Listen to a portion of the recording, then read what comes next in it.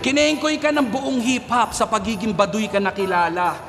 Yung titong nambubugbog ng basher, biglang nawala yung pagkagangsta. Kasi yung mga troll, hindi niya kaya. Tong si Tito, nagdemanda. Yung bully nung binuli, nawala yung pagka-alpha. Ano na?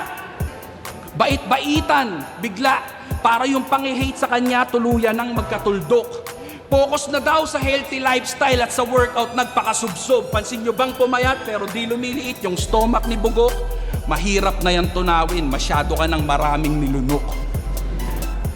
Laban niya kay Sinyo, pinili niyang estilo, kalkala ng buhay, siraan ng pamilya. Yan yung galawan niyang balahura. Kung sa bagay, di naman bago sa isang aso ang pangangalkal ng basura.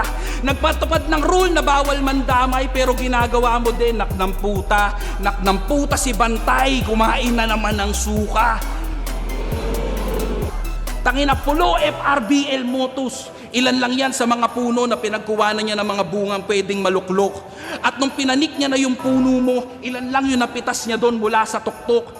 Dahil hindi sa kadahilanang mas marami ang bubot, kundi mas maraming nabulok dahil karamihan sa mga bunga mo masama na yung loob.